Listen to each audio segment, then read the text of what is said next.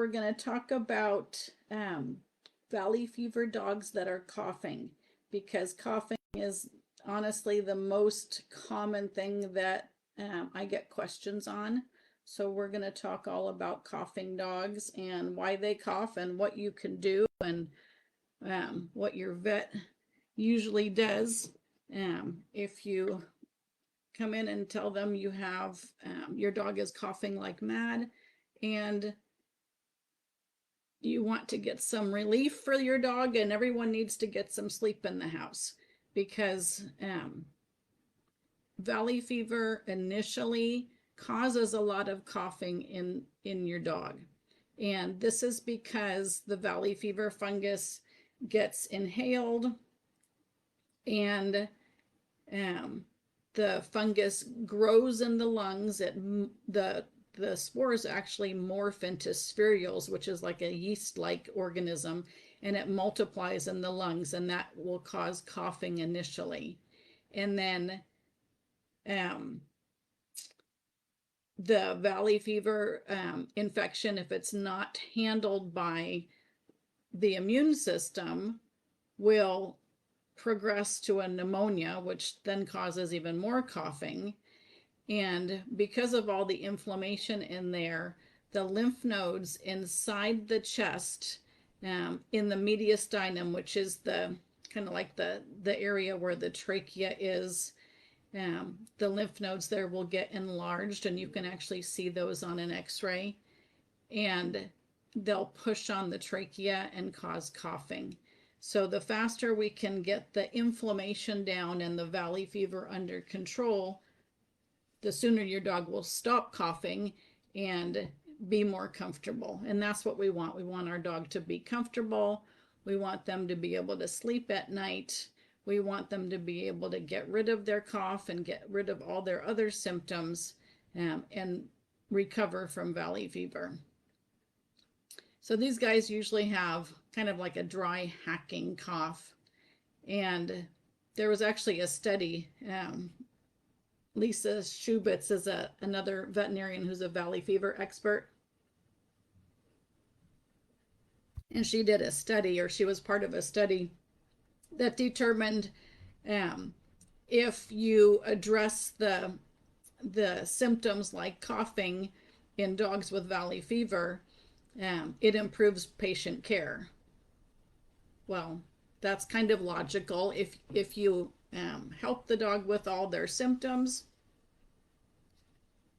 you have a happier patient and probably a happier family, right? So you may have gotten medication for coughing from your vet. A lot of times they won't even prescribe anything for the cough.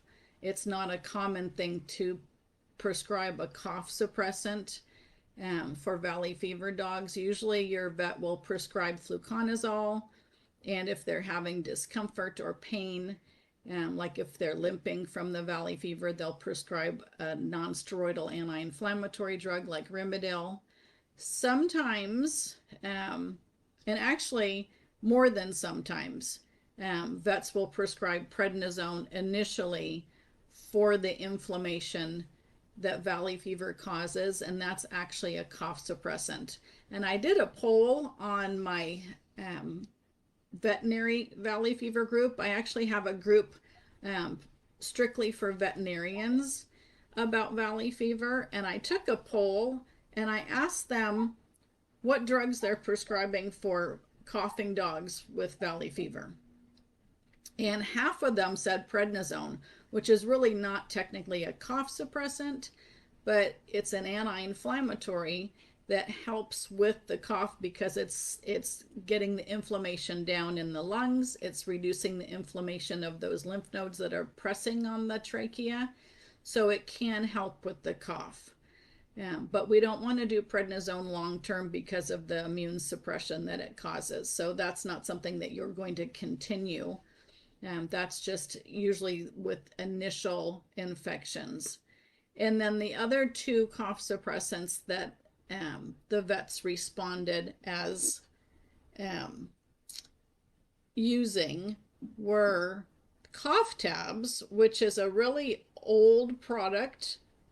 It's guaifenesin and dextromethorphan, and that's it breaks up the mucus. It's an expectorant and it thins the mucus, and then it also suppresses the cough. So that was a common one that was prescribed, and that's fine.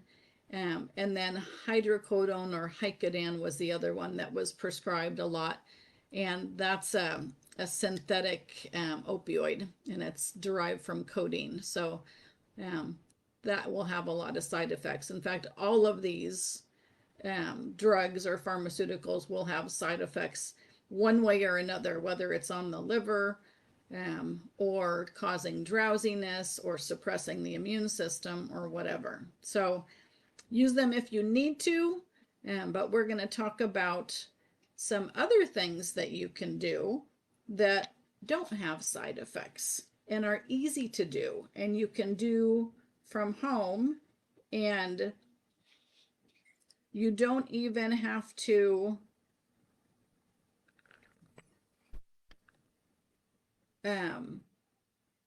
make a vet appointment to do some of these home remedies for coughs. And home remedies I don't take lightly, because back in the day that's all we had, and the herbal home remedies are extremely effective, and not only effective but safe. So let's talk about some of the things you can do.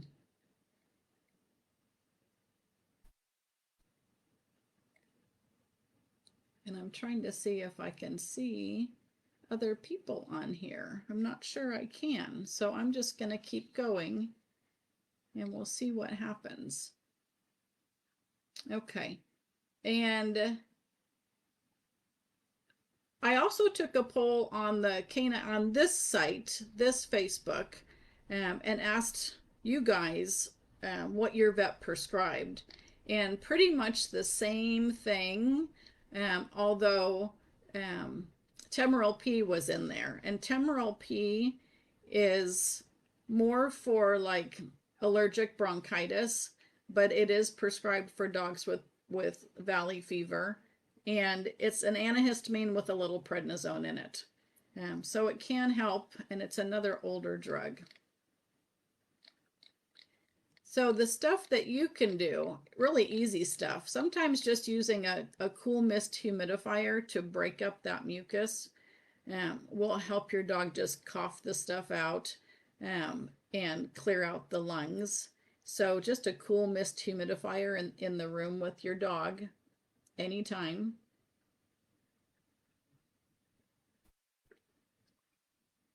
And then if your dog is up to it, the other thing you can do is just a short walk, a little light exercise, get them out in the fresh air, let them walk around a little bit if they can, if they're not too lethargic and fatigued and really sick. But if you can get them out and let them walk a little bit, that can get things moving in the lungs. So that's super easy. The other thing that you probably have in your kitchen is some honey. So just local raw honey can help soothe the throat and help with the coughing.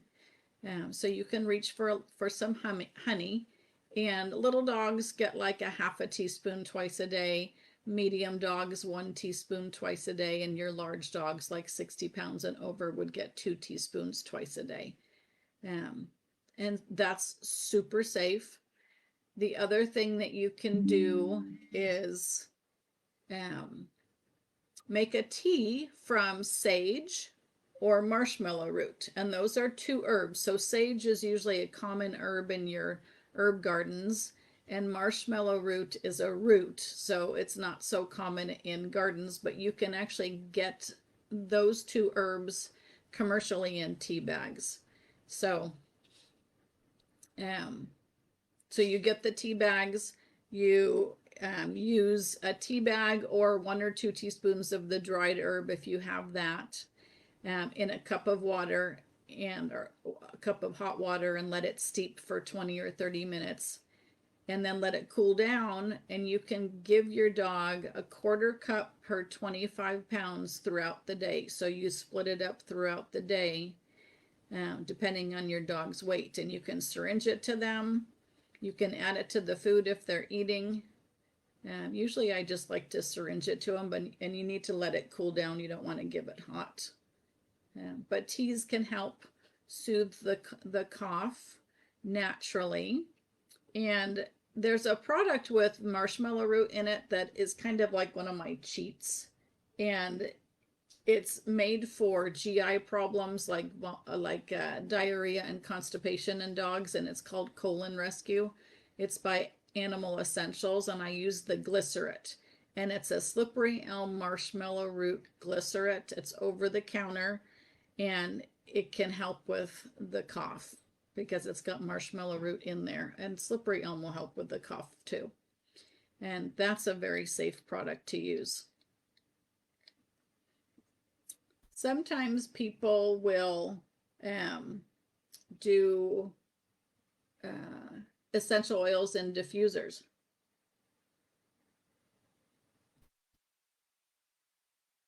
And let's see if I'm on the right Facebook group. It looks like I am.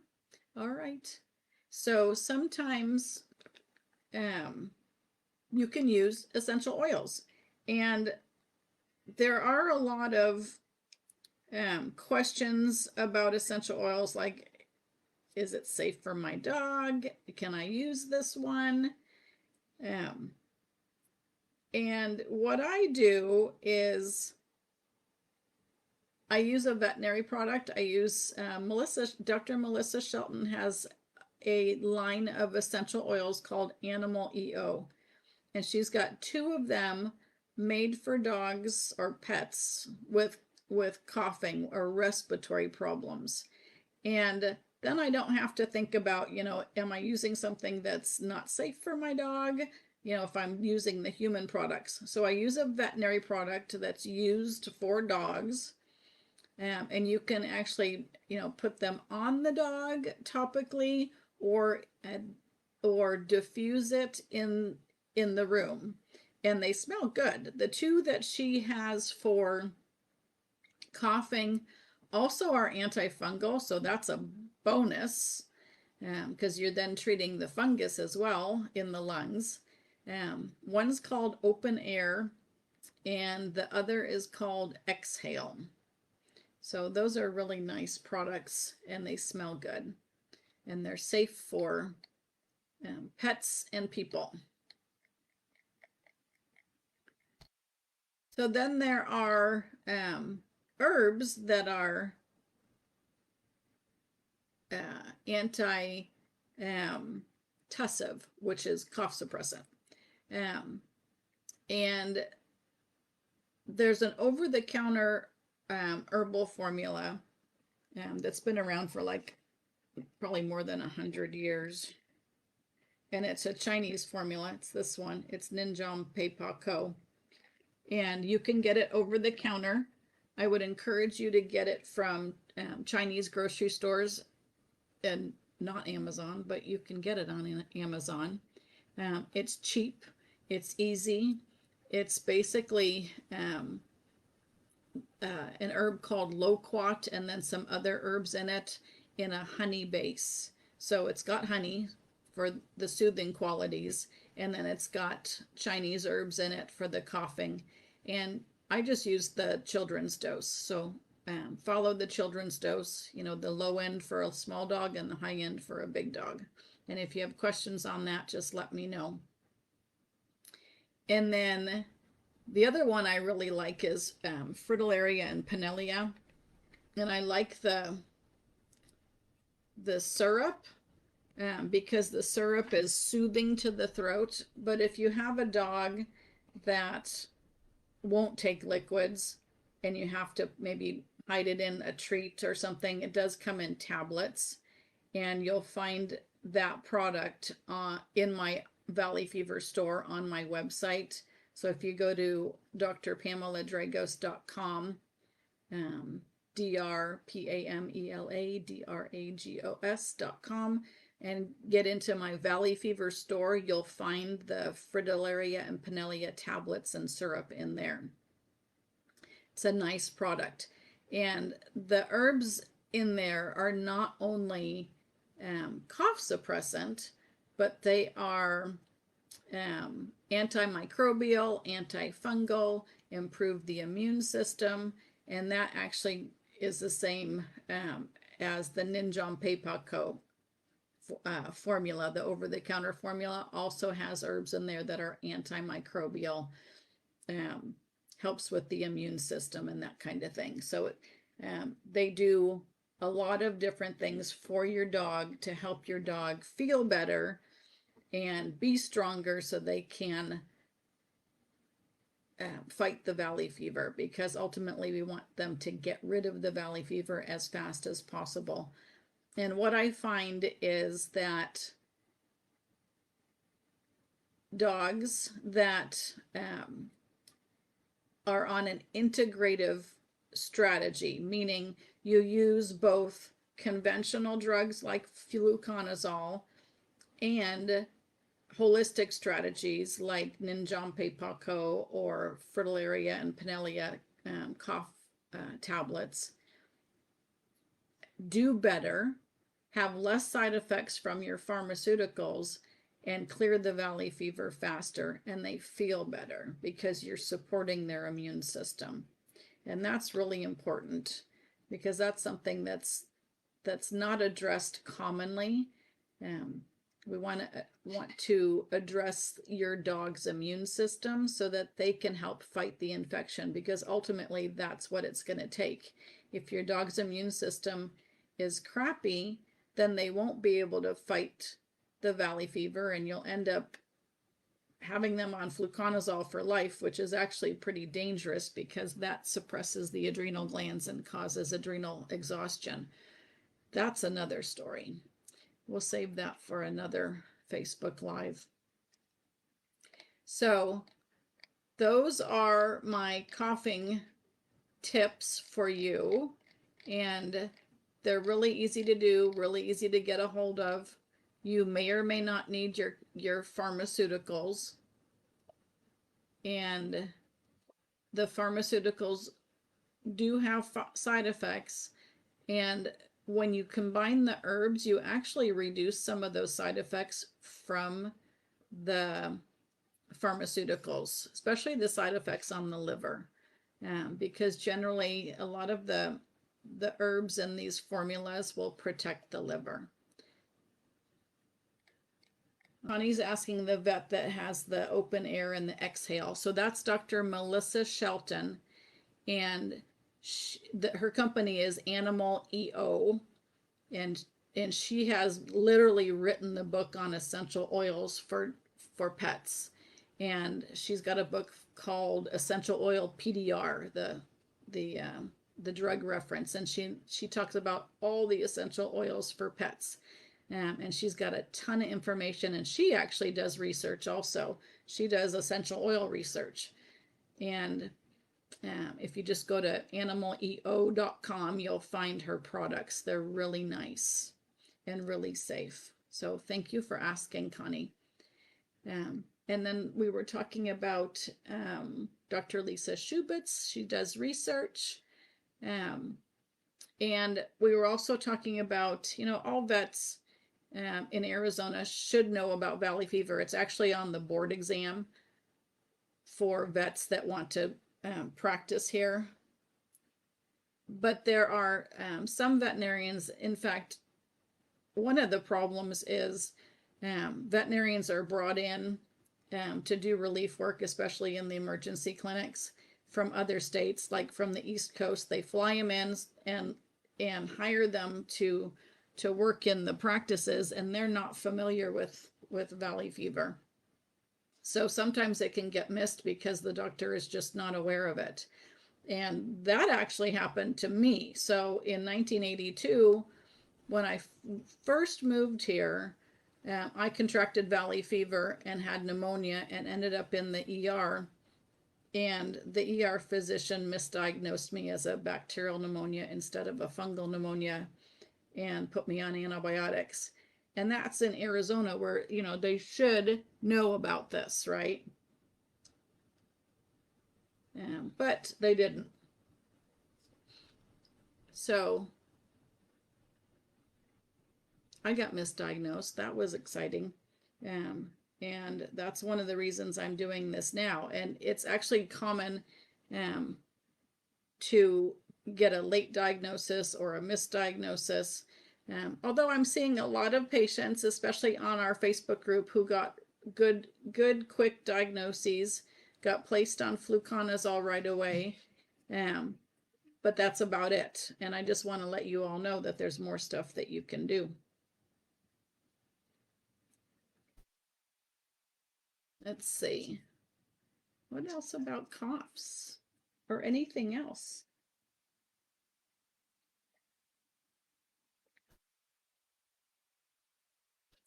Let's see.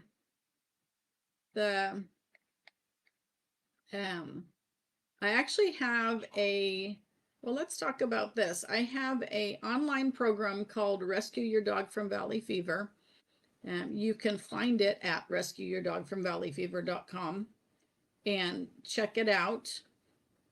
I talk about all the different strategies for helping your dog get rid of valley fever. And I talk about the conventional strategies, conventional drugs, testing. We go over all the testing that is available for valley fever so that you know what's going on. So you are able to advocate for your dog when they have valley fever. So if you know about all the testing that's out there and you would know about all the conventional pharmaceuticals that are out there, all your options, then you're able to make some decisions.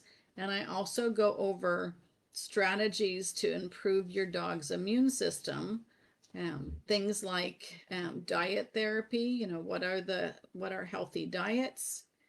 And I go over all the herbs and supplements for all the different problems that dogs with valley fever can have, whether it's coughing or lack of appetite or pain or lethargy, or when it goes to the bones or when it's in the joints. Like what do you use? What herbs can you use? And you'll find all that information in that program.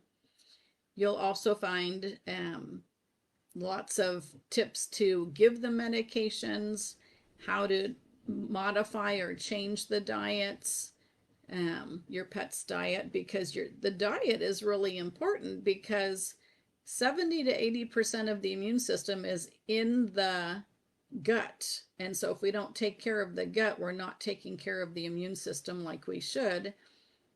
And if you help the immune system, which means you help the gut and you're feeding an appropriate species appropriate fresh food diet, your dog's immune system will get a boost just from that. And it's probably a lot tastier than, well, I know it's a lot tastier than kibble or can, because that stuff's yucky. So I also go over how to advocate for your pet, and it's hard sometimes, you know, when you feel like you don't know, you know, you're not the doctor, and it can be kind of intimidating.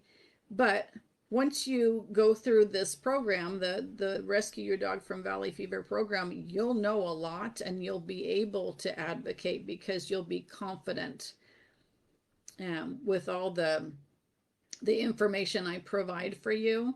And it's broken up, you know, step by step, and you can go through it, you know, as you need to, you know, at your leisure, and, you know, pop around and, you know, go. A lot of people want to go right to the supplements and the herbs, which is fine, because you can just start somewhere.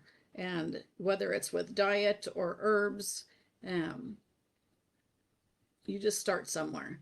And so by the time you have gone through my online program, you'll be able to advocate for your dog confidently and be able to talk to your vet about the options, especially if your dog develops disseminated valley fever, where it goes from the lungs to other parts of the body, like the heart and the brain and the testicles and the bones and the kidneys and the liver. It can go anywhere. So when you know what can happen and then what's available for that, that will help you talk to your vet about options. And your dog always has options. There are always more things that you can do, even if your vet says there's nothing else. There is. Because most conventional vets don't remember that there are holistic vets out there that know all the different options that we have besides pharmaceuticals. There's an infinite number of options for your dog. So I encourage you to have an open mind and try some things that are natural, and even something as like local raw honey is a natural product. All right, guys, let's see if there's any more questions.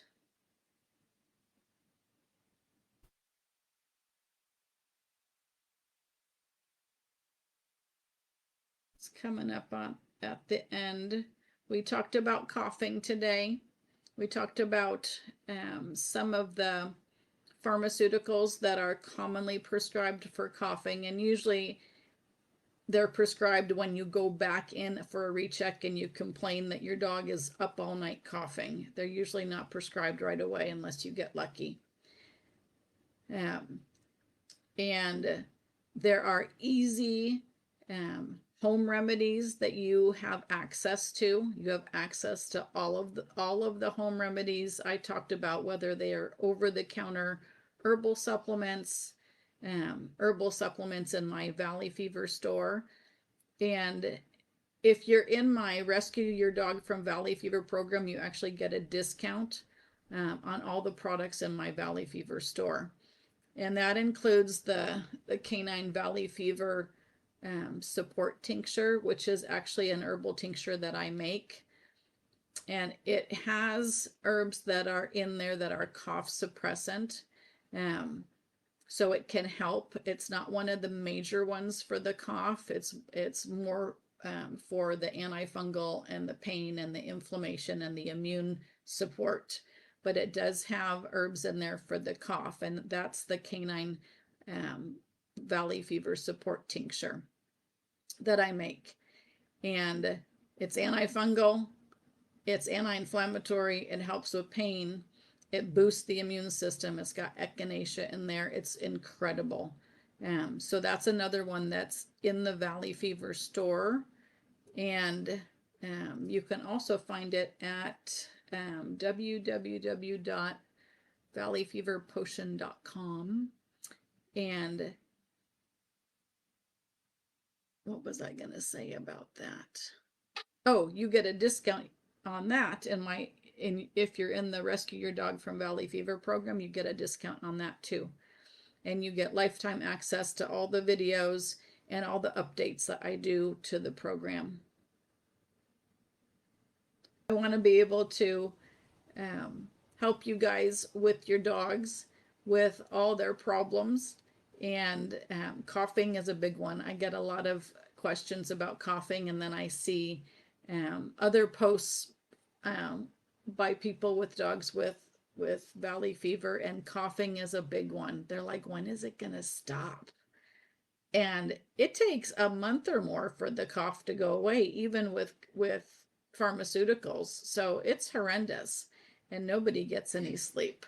So now you have things that you can use, and just message me if you have questions, and check out the Rescue Your Dog from Valley Fever program. It's got all my strategies that I use for dogs with valley fever to get them to negative and get them relief and support the immune system, and help them feel better at the same time, and reduce side effects from the fluconazole and other antifungals.